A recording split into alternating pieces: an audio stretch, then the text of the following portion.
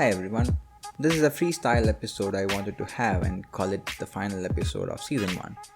I thought I would talk more on my personal side, what I do for a living, how it all started, and why I chose to record a podcast.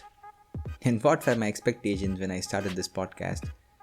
I also wanted to have a few questions from my audience answered in this episode. I posted about this in my various social media platforms and I have quite a few interesting ones here. So let's get started.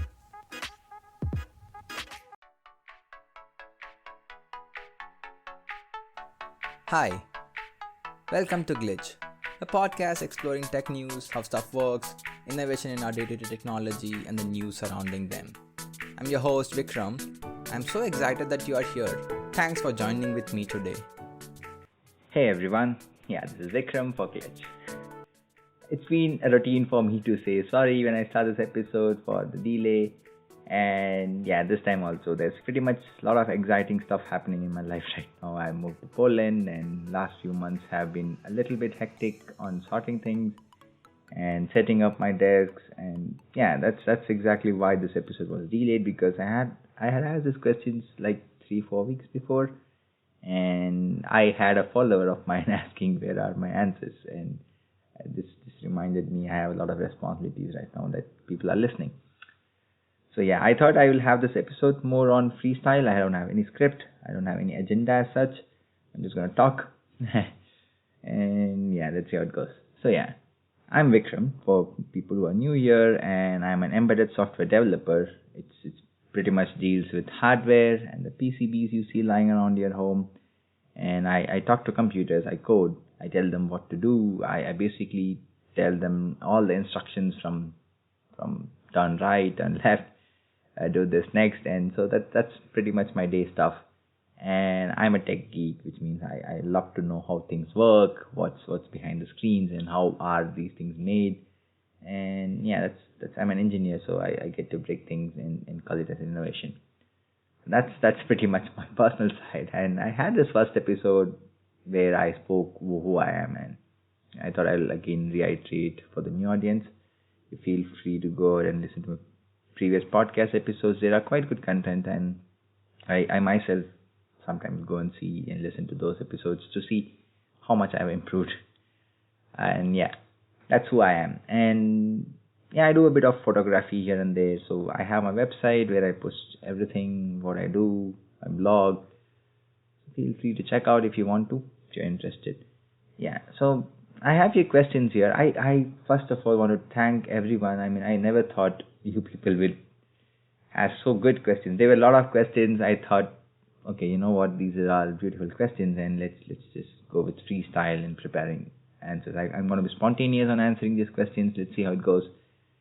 So So that's the first question. Why do people who code always prefer dark and text-based interactions?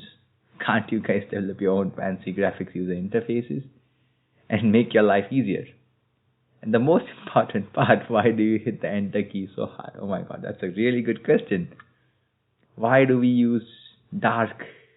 I mean, you would have seen people in this hacking movie scenes, and where they just go into some blue or green, black and green font where the text are scrolling. It's pretty much logs. When we people code, when I code, I prefer to use pretty much basic text-based editors, because it's pretty much like there's a lot of typing happening, and you don't need this graphic user interface where you need your mouse. Imagine typing in the Word where you just go select your font, change, because no one is going to read from your English text here. It's just going to be the computer is going to convert whatever you're going to type into basic zeros and one and binary and follow the instructions.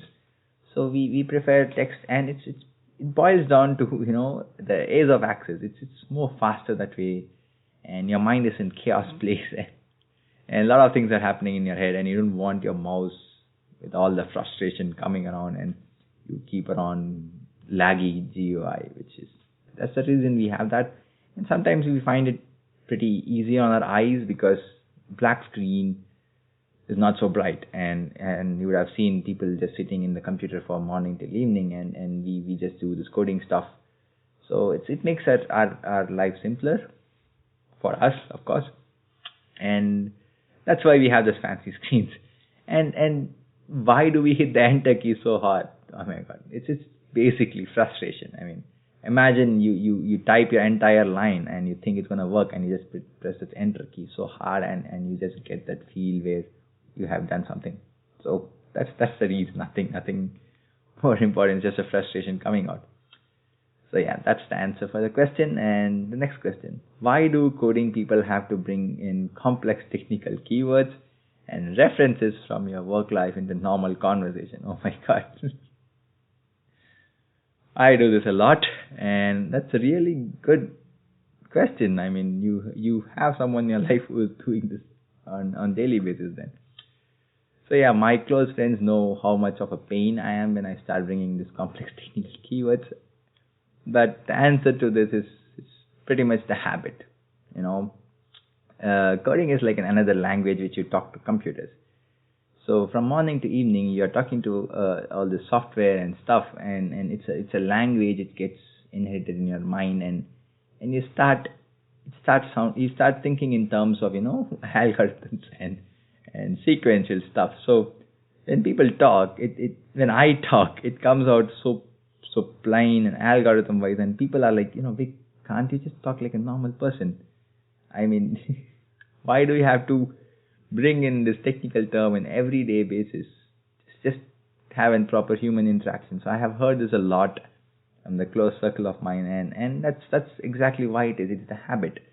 You tend to get into the zone, and you start thinking in that zone, and it gets easy in your head to explain it in a lot of technical analogies and stuff, but the person who's listening to you is going to be like, oh my god, this guy, he just can't talk normal, and they start getting used to your stupid stuff. That's the very reason. I know it's a bad habit though, but I can't help it, and I'm sorry. And that's the pretty much same answer you would be getting to any person who's using this. It just makes things easier in the head, and yeah, they are messed up. We are messed up. Do machines have a brain of their own, and can they think? So machines are pretty much dumb. They cannot think, and right now, yeah, there are artificial intelligence and there are machine learning happening. Yes, of course, but a computer is a dumb zero IQ machine. It cannot think on its own. And if for example, if you ask the computer to self-destruct, it just destructs itself. I have tried coding my overclocking my CPUs to some double the clock fast.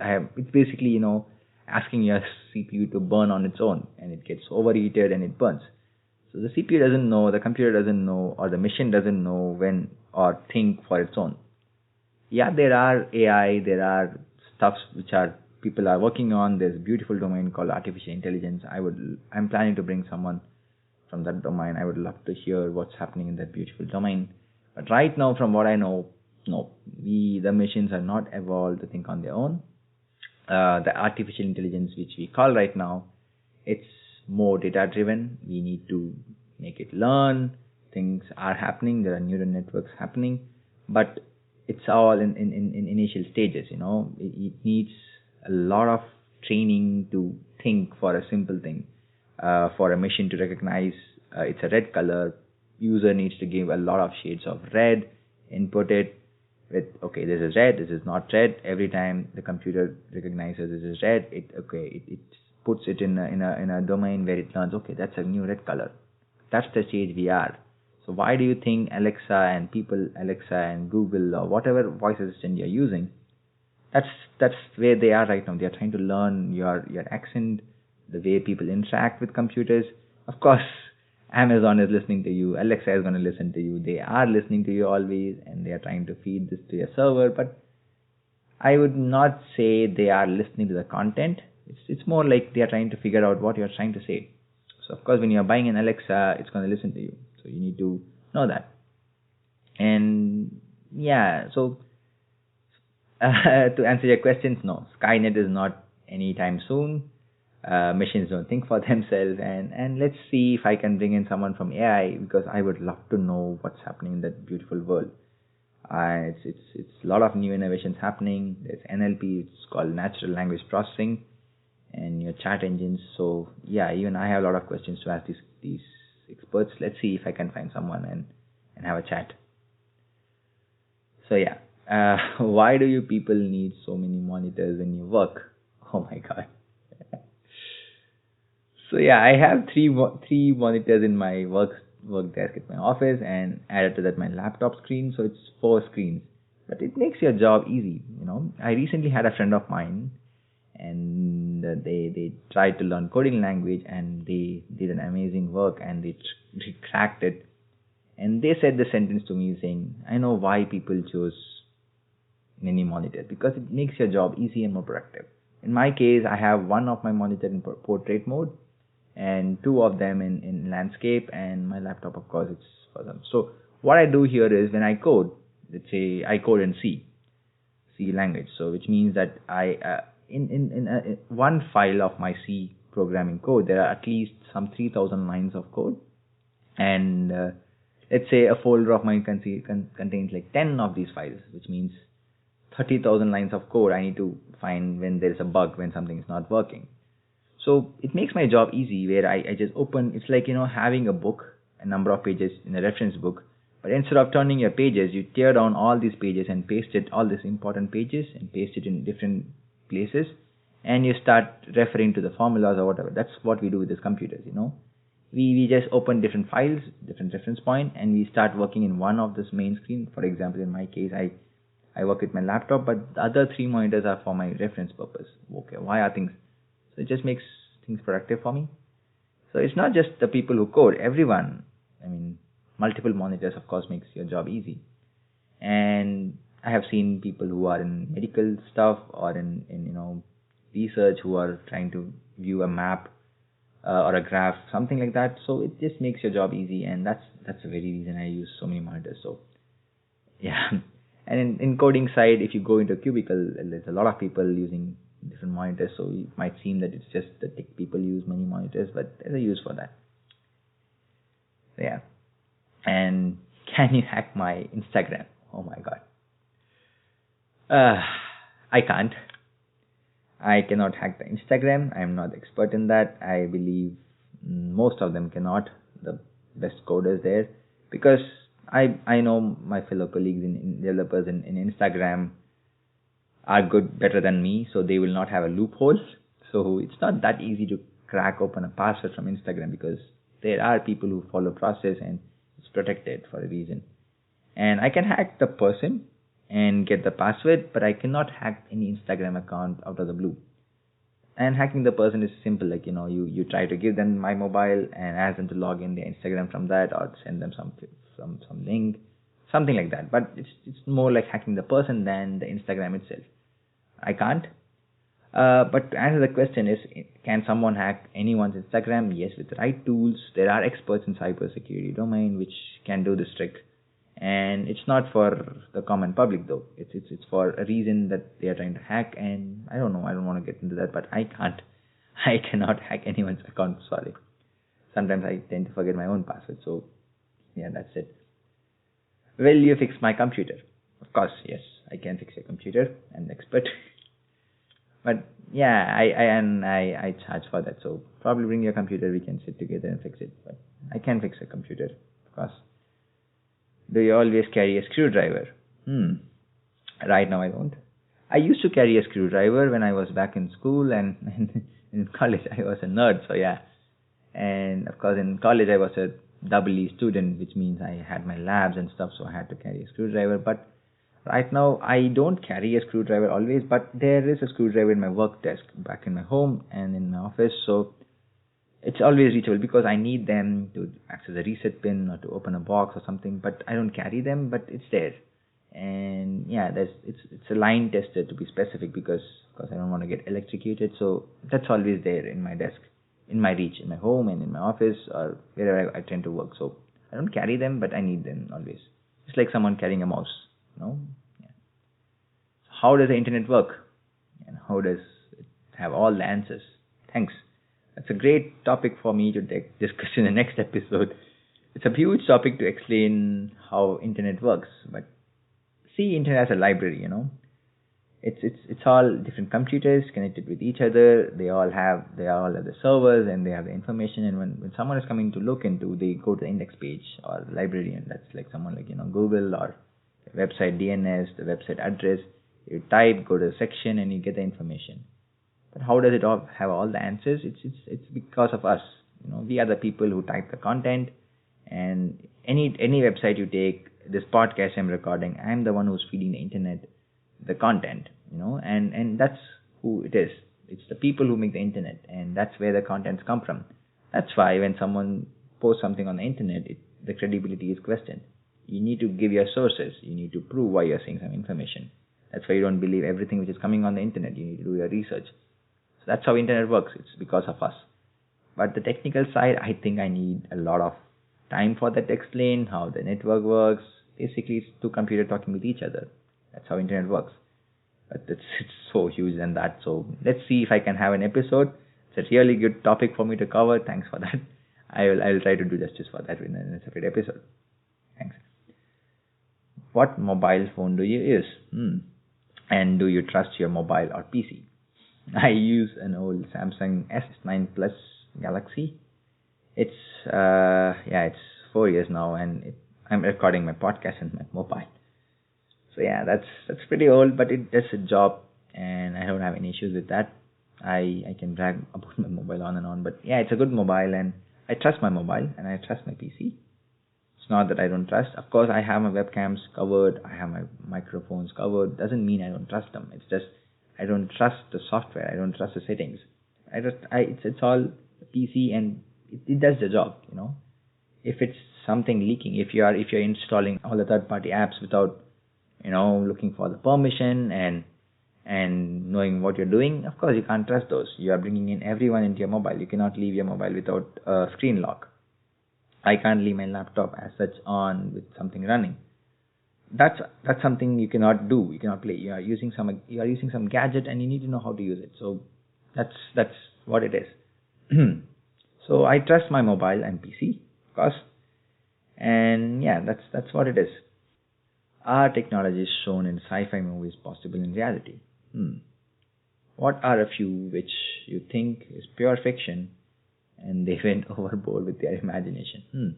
Next question. Of course, there is this wonderful sci-fi movie called Space Odyssey. I don't know, it's my favorite, all-time favorite. It was way ahead of its time, It had all proper gadgets shown, and the holograms and stuffs which are shown in 1950s and 60s movies are possible right now. So everything, sci-fi movies are a form. They do their own research. The screenplay writers and the script writers, they have their own research done. The director knows what he's showing in the screen.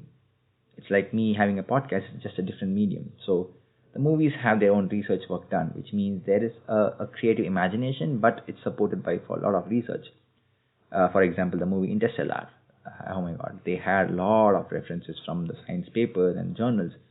The director did a lot of groundwork, which means they know what they're doing, which means there's a point, there's someone who thinks it's possible. And imagination is the key. If you can imagine it, it can be done. I'm a believer of that. So I would never say it's pure fiction. It's always possible somewhere in the future. But there are some new movies where they really go overboard. I don't want to take examples, but yeah, you obviously know it's not possible. It's not pure fiction. Yeah, it's pure fiction. So, but most of the gadgets shown in sci-fi movies, Star Wars movies, where they show the time travel stuff and all this space travel stuff, it's possible. It's just we don't have the technology right now. If you go to Type 2 and Type 1 civilization, it's possible. So it's just a matter of time you crack it. So yeah, it's in my view, the technologies shown in sci-fi movies are possible in reality. Are you an alien? Oh my God. I'm not an alien. I don't know why you are asking this question. It's a nice question, nice imagination, but I'm not. I wish I was one, or I wish I could meet one. I'm not an alien. I'm as human as you are. So yeah, that's what it is. Why does life sucks? Oh my God, I know who asked this question to me. This is not a philosophical podcast because I will go on and on and on about this question, but yeah, life sucks. at different times because of our expectations, I believe. Let's see, but I can't answer this question here. All right, that's the last question now. What is your take on God? Do you believe in God? Oh, yes. I believe in God. Yeah. I was not someone who used to believe in God. I was a proper atheist. I was questioning a lot of things. I would say I was always in search of God. I was search of this answer, what is this belief of God? And I think back in 2019, I got this answer. I'll not say it's a miracle. No such stories. It's just that I was searching and I got my answer. That's as simple as that. So yeah, I believe in God, of course, and see my take on God is simple. You can question him as much you want because he has given this power of thinking, and he wants you to question. But be genuine to yourself when you're questioning and try to look out for answer on your own. You can take help of others, but at the end of the day, it's you and this question of yours. I would say it's you and God. So it's between you two. It's what you believe in, what you talk, what you want to believe in. So I believe in God, and I am super spiritual. So there's this movie dialogue from a Bollywood movie called PK, where he says my same dialogue. I used to believe this before watching this movie itself. Like, there are two gods for me. One, the ones we made, and the one who made us. So I believe the one who made us, and my take on God is more philosophical and spiritual. Yeah, but I have my own take. So it doesn't mean I would not listen to someone who says I don't believe in God. It's your take, and I respect that, and that's where I am right now. But this is a good question, and it's not the topic for this podcast. I can go on and on about all this stuff. So yeah, that's a really great set of questions, and I think it's done. So this episode, I think I would want to end my season 1 with this because, I would also have few points to talk on why I started this podcast. Like, I wanted to have it as a solo podcast because I'm not a proper responsible person who sticks to schedule. And if I start interviewing people, or let's say I have a co-host, I need to stick to the schedule. I cannot come on random times and record an episode whenever I feel like recording. That's the reason I started with a solo podcast where I wanted to explore how I'm able to do with the scripts, how I'm able to communicate and all this stuff. I think I'm used to this now, and in season 2 there are a few things which I'm planning to do.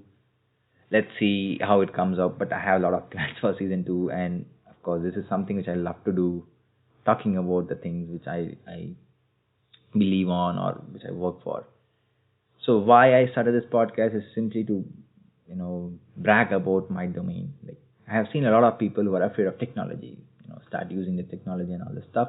I wanted to break this gap of this complex world of technology and try to simplify and explain to the common public how things are working.